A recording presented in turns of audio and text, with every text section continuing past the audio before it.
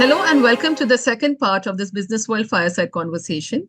In this conversation, we turn our focus to experience, engineering, and the invisible infrastructure that makes large-scale digital transformation possible. Where are enterprises over-indexing, on agentic AI prematurely, and where are they underestimating its long-term impact? Your experiences there. So I think our take and our experience is clearly that every large organization globally is looking at agentic technology to address some very important factors, which are like bringing about consistency, bringing about better customer and employee experience, bringing about cost efficiencies, and most importantly, bringing about non-linearity, right? I'll take an example of and the kind of conversations the customers are having with us, right? Take there's a large mortgage lender in the United States. With interest rates going up, they'd seen drop in mortgage applications and mortgage processing, right? Mhm. And now that they're expecting the market to bounce back, the staff reductions that they're done during the downturn, they do not want to increase capacity of people when they're addressing the increased market demand, right? So under these circumstances, they are definitely going to leverage technology, which is going to bring about non-linearity between cost and the outcomes that we develop, right? So that's one area we are clearly seeing. And that's an equation that almost every single large organization is adopting this technology. Second area, or looking at adopting this technology, or doing pilots and running things. As Nitin mentioned, using virtual assistants and bots, assistive bot technology is now virtually everywhere, right? And which has actually not only helped people um, respond to customer questions consistently, but it has brought down training times. It has gotten different levels of, it's easier to induct people into your operations and offer consistent services. So those are things that we are seeing everywhere. That they're there. Every large organization has a clear-cut path and a defined agenda, like in these areas. Now, where we've seen people over-index is that when they are actually trying to get engaged with customers with inferences that they get from large language models and start making proposals and offers like, next best offer, as when we call in marketing, Nitin, right? If you were to use an agent to kind of deliver that, I think we'll be over-indexing in that kind of an area, because if your offer happens to be not so credible, the people will not blame agentic technology, but they're likely to hold the service provider, being irresponsible for making a proposal which was not relevant. Certain. Yeah, and then go about talking about it loosely in different platforms, and therefore, So I think when it comes to making, uh, you know, end customer engagement proposals and offers based on inferences that we're getting from technology right now, maybe maybe a little too early at this stage, because the amount of data needs that we have in order to do that, but it's not that far away, right? uh, but I think we need to tread slowly and build confidence in the technology ourselves, right, before we actually uh, get our end customers engaged in the process. And also there is a generational aspect to it. I mean, the customers who don't want to spend any time engaged with a service provider, they don't even want to talk to anybody. uh, I mean, they may like to react to some of these inferences in a different way as compared to some people who would like to talk to people before they engage, right? So we are looking at, I think, autonomous is good, but at the same time, human in the loop cannot be forgotten. Absolutely. Yeah. Absolutely. So the Yes. way at least we look at it is that, And fortunately, I don't think anybody has taken out the human from the loop, right? And as Nitin mentioned, you are doing it step by step, looking at low risk options and implementing it. And as confidence builds, we can actually start looking at it.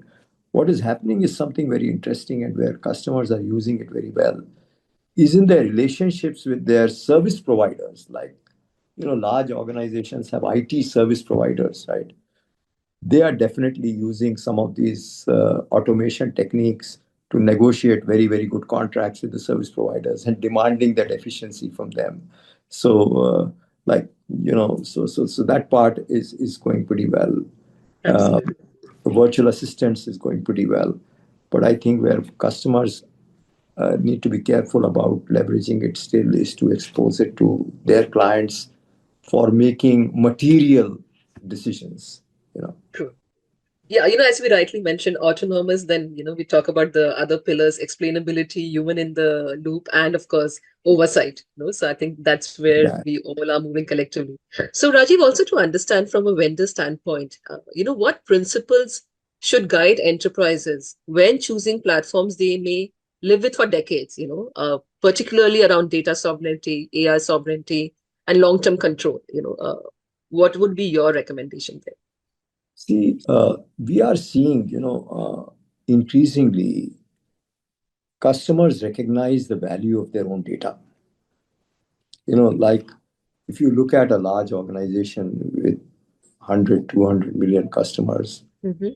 in the case of State Bank of India, 550 million, 600 million customers, I mean, the value of their data is immense.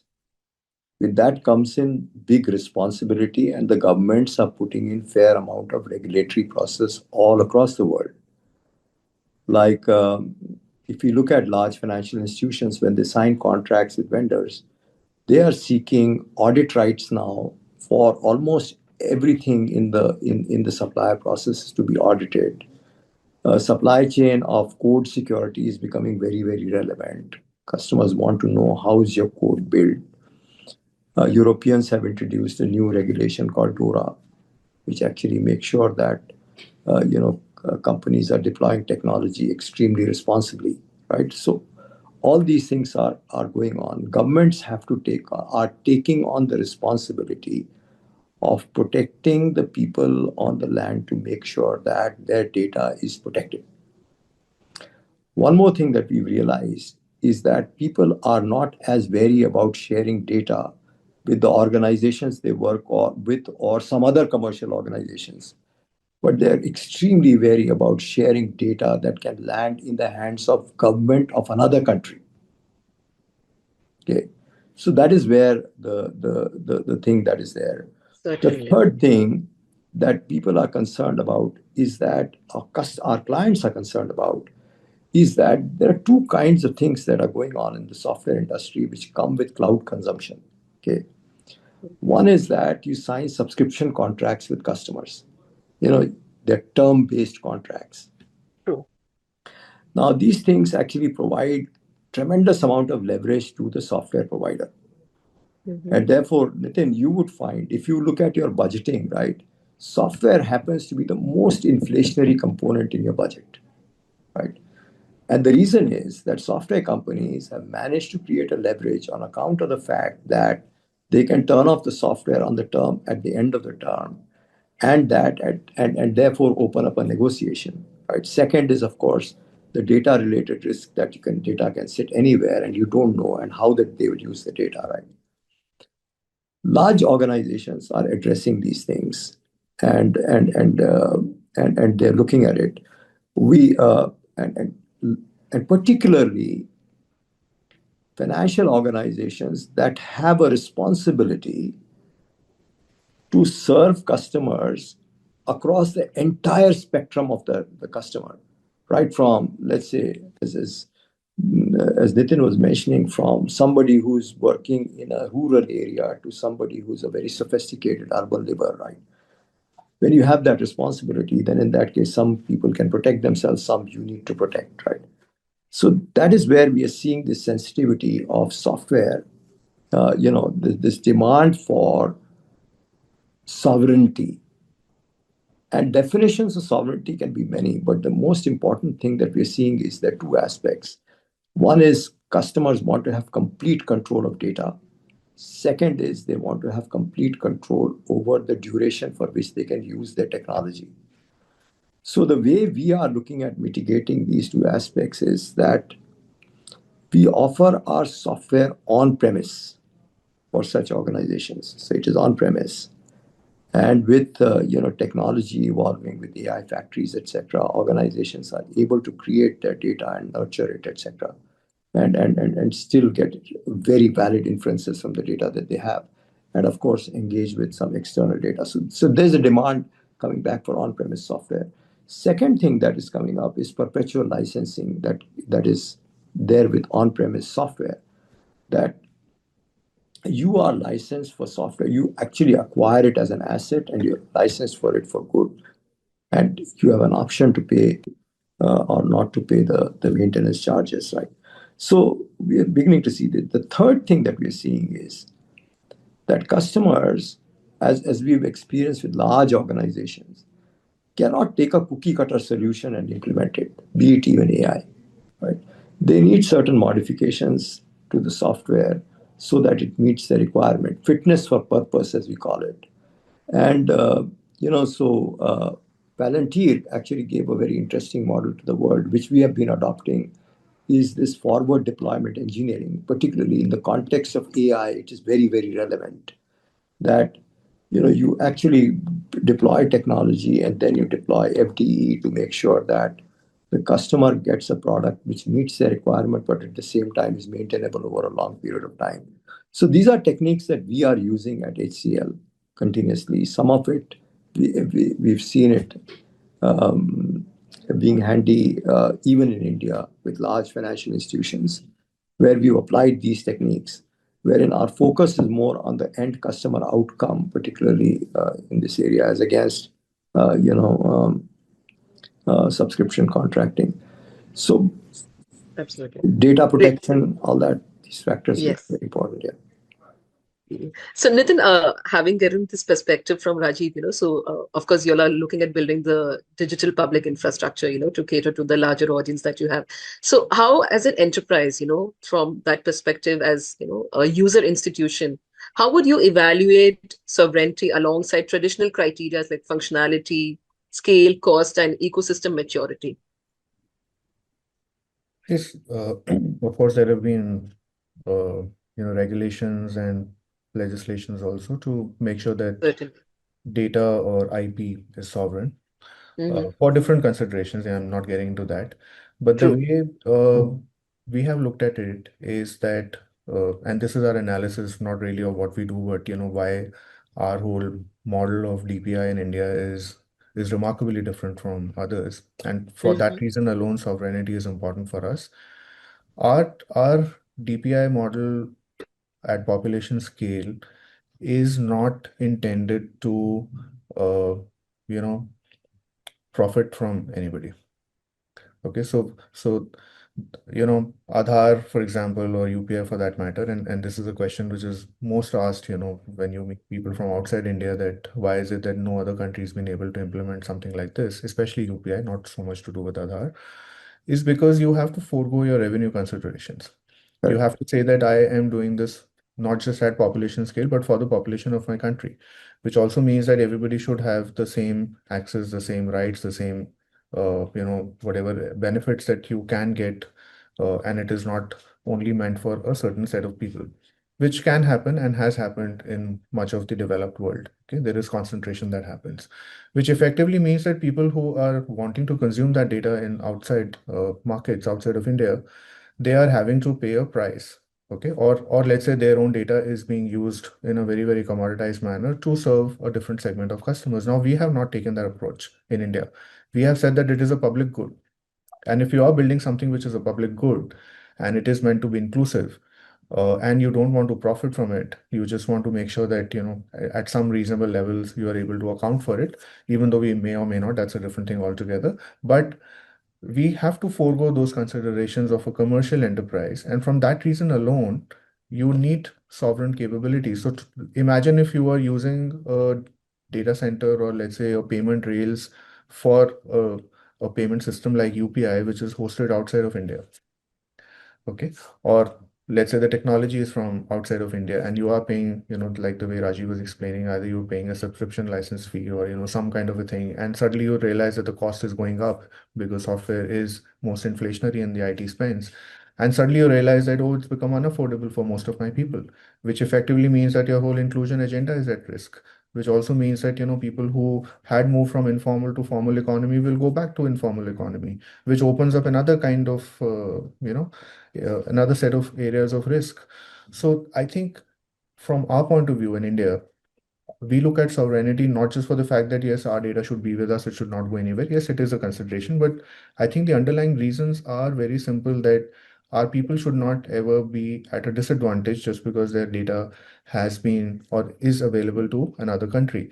And I think it is a very, very commonplace discussion we used to have in the past, that look at Europe, it's effectively a data colony of providers sitting in the US. And only after that they came up with these regulations of GDPR and many other things, etc. True. But for the longest time, all the data was available to everybody. We went through the same journey ourselves when we opened up to social media. And I think in good time, before we moved to financial transactions or let's say identity, etc., and built on top of that, I think it's come in good time. So, just talking about, rightly we mentioned that, we are global players and we do have your data sitting in various pockets across the globe also. And, given the uncertain times that we are in, especially in the geopolitically uncertain world that we are in, so large scale digital transformation involves commitments, that are kind of difficult to reverse, obviously, because, that's like a journey and an investment you've made. So, Nitin, in your perspective, how important is deployment flexibility? We have been listening about on-prem, moving back to, especially when it comes to cloud repatriation and things like that. So on-prem, sovereign cloud, private cloud, air-gapped environments, in de-risking these decisions. So how important is that flexibility?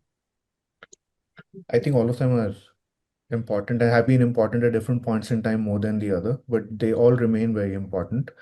On-prem deployments are always preferred by fiduciary organizations like ourselves because we do want to guard and protect the customer data, especially the financial transaction data. Uh, we do want to protect their personal identifiable information. We do want to protect, their attributes and, whatever else that, you can make sense out of that data. Anybody can make any sense of any transaction data.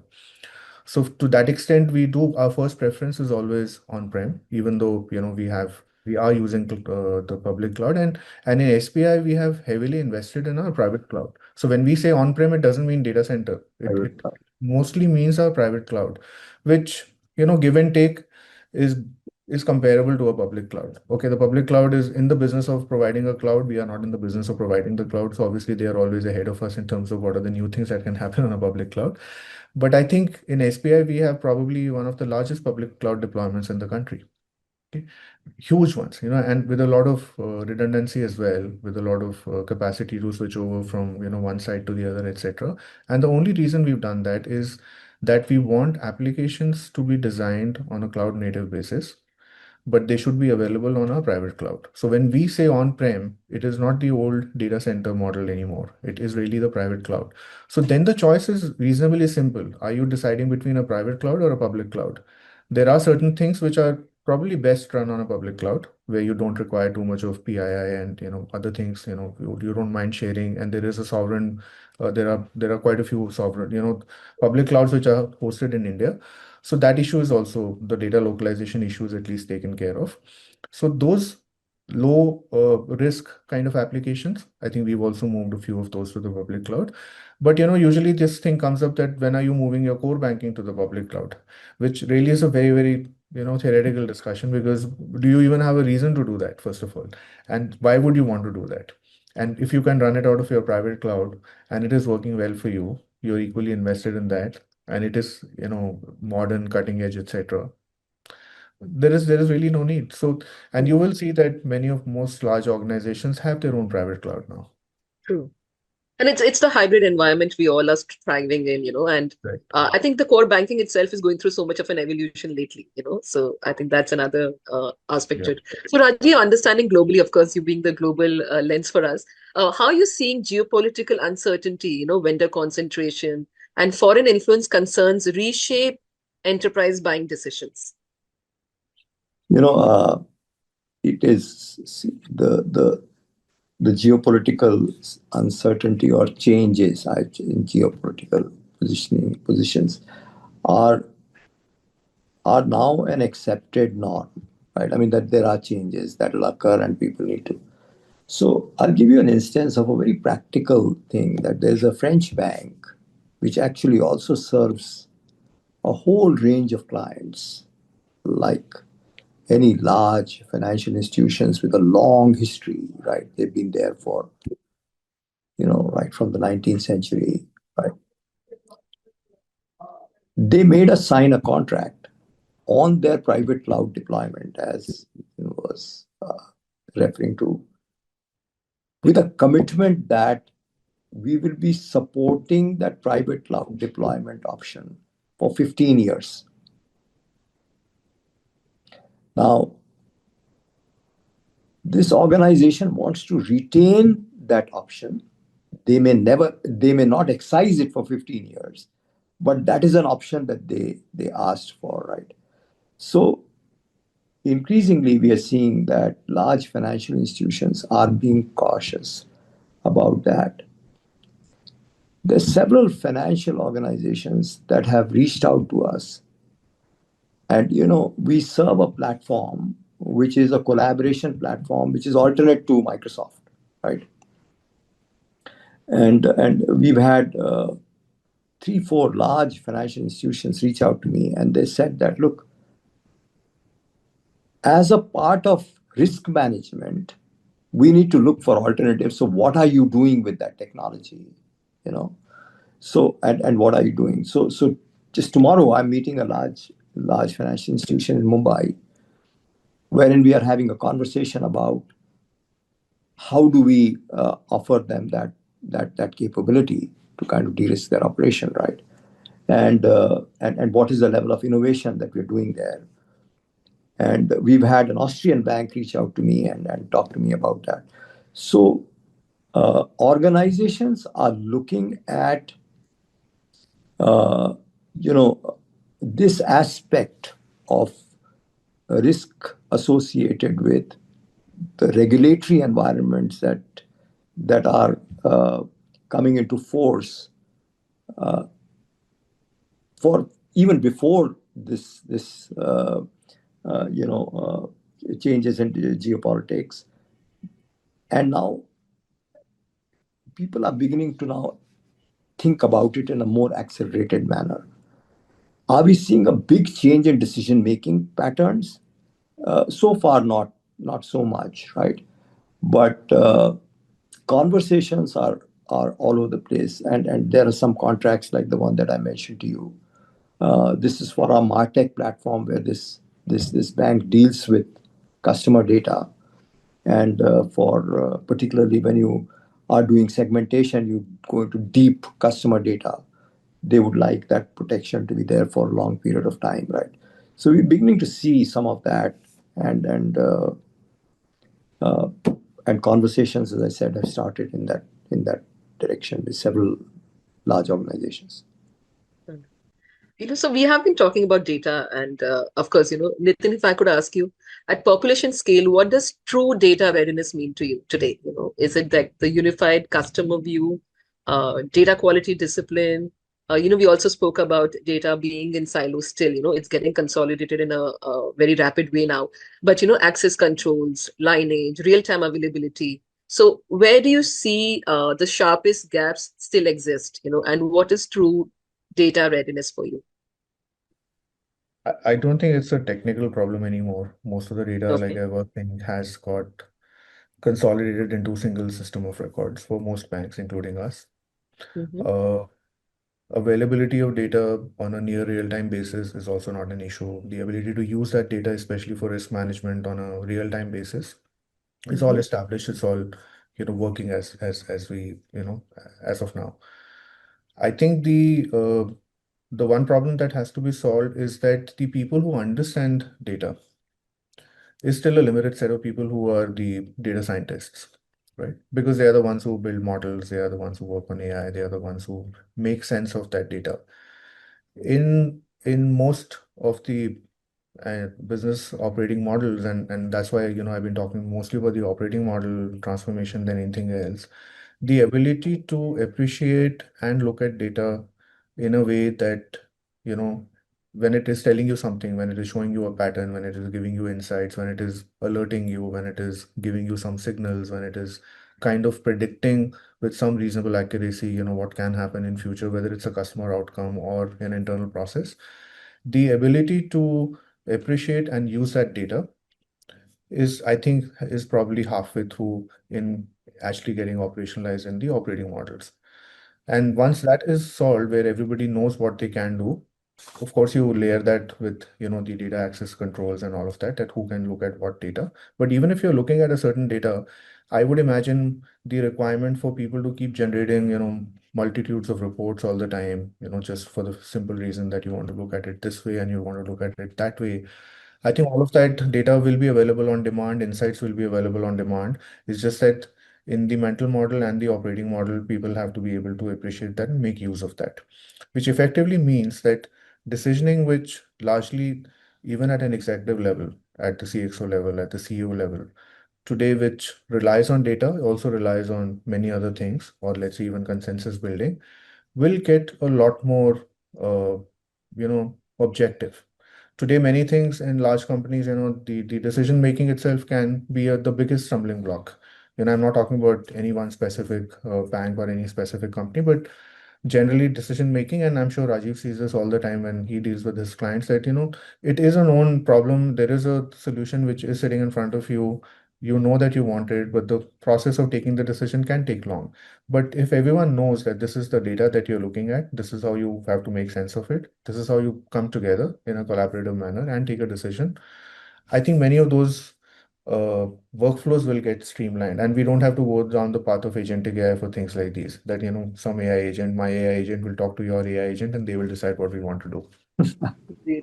So a good news here that your data is already so ready and clean, available to leverage. I think that could merit another deep dive also. As we head towards the final part of this series, we examine data readiness, AI, and what responsible transformation looks like when institutions cannot afford to fail.